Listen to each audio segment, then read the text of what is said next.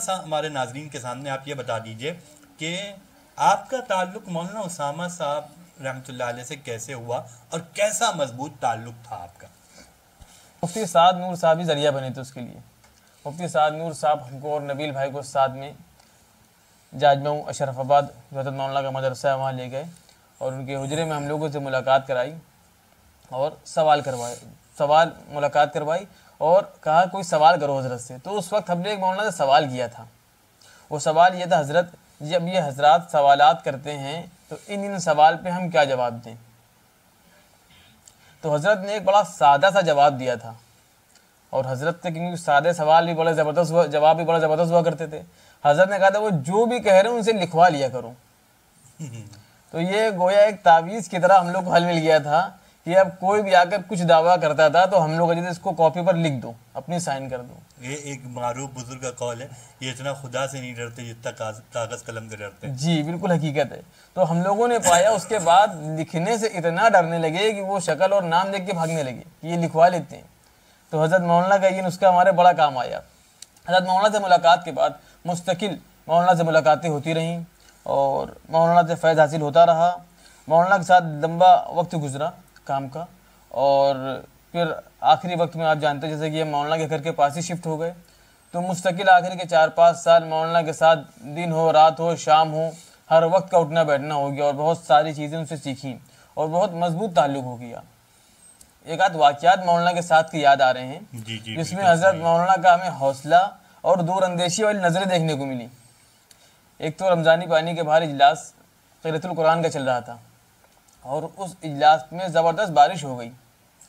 बारिश तूफ़ानी बारिश, फरवरी की शुरुआत का महीना, ठंड की बारिश होते ही पूरा मैदान साफ़ हो गया, पूरा स्टेज साफ़ हो गया। स्टेज पे सिर्फ 2 हज़रात बैठे हुए थे, हज़रत मौलाना उसामा साहब रहमतुल्लाह अलैह और मौलाना अकरम साहब। इस चीज़ को देखा तो कुशन वाले गद्दे लगे हुए थे, उस गद्दे को लेकर हम हज़रत मौलाना के सर के पास इस तरह से खड़े हो गए कि मौलाना भीगे ना। और हज़रत मौलाना के पास खड़े हुए तो नबील भाई हमारे साथ थे, वो दूसरा गद्दा लेकर मौलाना अकरम साहब के पास खड़े हो गए इसी तरह से। हज़रत मौलाना से हम लोगों ने कहा हज़रत आइए आपको इसी तरह से मस्जिद छोड़ दें सामने। तो हज़रत मौलाना ने इशारा किया कि नहीं बैठे रहने दो। बारिश इतनी तेज़ हो गई कि सब तरफ पूरा स्टेज बिल्कुल पानी इस तरह से हो गया कि गद्दे निचोड़ो तो पानी पानी। और इस कंडीशन में हम लोगों ने मौलाना और जो हम लोग गद्दे पकड़े थे उसमें भी पानी पूरा भर गया, हम लोग भीगने लगे, मौलाना भीगने लगे ठंड की बारिश में।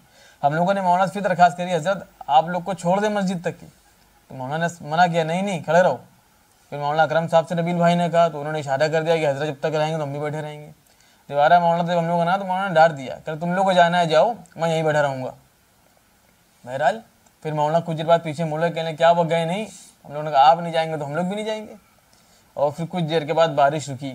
शहर कानपुर उस दिन और भी कई प्रोग्राम थे, सारे प्रोग्राम फिर कैंसिल हो गए, दोबारा नहीं हुआ। हज़रत मौलाना पीछे मुड़े और कहने लगे शारिक अभी जलसा हो जाएगा।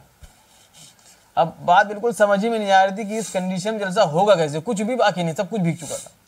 फ़ौरन एक टेंट हाउस वाले पास फ़ोन करके दरिया मंगा कर दोबारा स्टेज पे बिछा करके हज़रत मौलाना ने दोबारा जलसा शुरू कराया और पूरा जलसा रात तक हुआ। ये उनका हौसला कि अभी हार नहीं मानते थे मौलाना। इसी तरीके से एक वाक़या उनके दूर अंदेशी का याद पड़ रहा है। बहुत सारे वाक़यात, बहुत सारा वक्त साथ में गुजरा है। एक और मैं बताना चाहूँगा कि चमनगंज के इलाके में हम लोग इजलास कराना चाह रहे थे। हज़रत मौलाना ने कहा वहाँ इजलास नहीं कराओ, कुछ खास लोग हैं ये होने नहीं देंगे, रुकवा देंगे। हम लोगों ने मौलाना से कहा नहीं हज़रत, उन लोगों से हम लोग की बात हो गई है, इजलास होगा इंशाल्लाह वहाँ पर।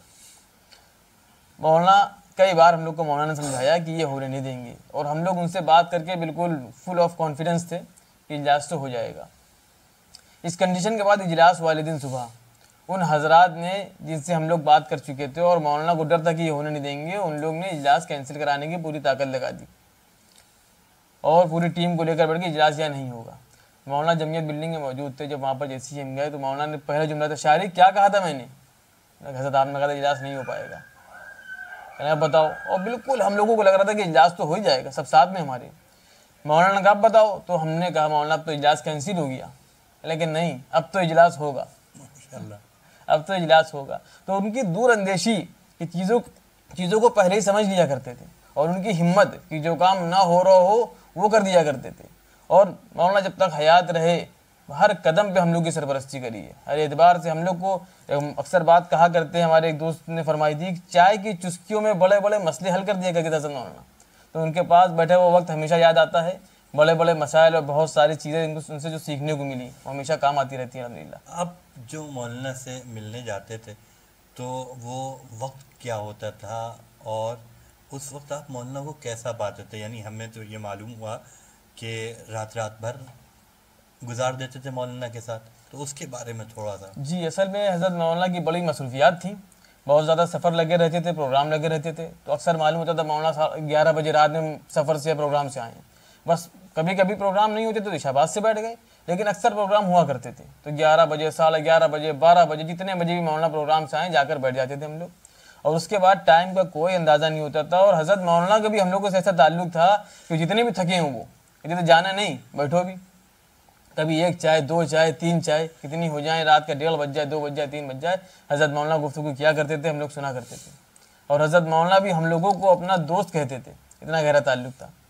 हाँ, हमने ये देखा कि मतलब ऐसा हुआ बसा औकात कि हम लोग पहुँचे और मौलाना की तबीयत नासाज है और यूँ मौलाना आँख बंद करे लेटे हैं, तो पहुँचने के बाद थोड़ी देर जो है आँख बंद रही और उसके बाद उठ गए। और जब बातें मौलाना की शुरू होती थी तो आप लोग कहते थे मौलाना टाइम हो गया है, 1 बज गया है, 1:30 बज गया है, घर जाना है, हमें जाजमऊ से चमनगंज तक के जाना है। लेकिन मौलाना की तबीयत यानी इन कामों के लिए मौलाना इतना फ़िक्रमंद रहते थे और हम लोगों को इतना गोया के तैयार करने की वो कोशिश करते थे कि जो कुछ दे सकें दे दें इन लोगों को, ताकि आइंदा काम आते रहें चीज़ें। बेशक हज़रत मौलाना के बारे में एक बात मैं कहना चाहूँगा।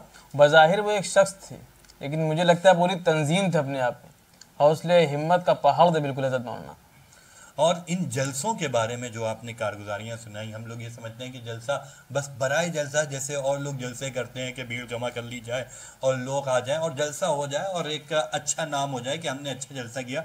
लेकिन मौलाना की फिक्र ऐसी नहीं रहती थी। मौलाना वो अपने जलसों को कहते थे कि जलसे नहीं है, एक तहरीक है। जी, ये तहरीक है, एक मिशन है, इसको हमें करना है और हर हाल में करना है। हमने मौलाना के कई वाक़यात ऐसे सुने कि मौलाना खलील साहब ने एक वाक़या सुनाया था कि किसी गांव में जाना हुआ, वहाँ पर कुछ लोग नहीं है, लेकिन मौलाना ने पूरा बयान किया। कहने लगे माइक लगा है और घर तक के बात जाएगी और लोगों के कान में कुछ ना कुछ तो बात पड़ेगी। तो मौलाना जलसों के सिलसिले में जो इतना फ़िक्रमंद रहते थे उसकी वजह यही है, ये उनकी तहरीक का एक हिस्सा था, बल्कि इसी के ज़रिए उन्होंने गोया कि शहर कानपुर में एक इनकलाब बर्पा किया।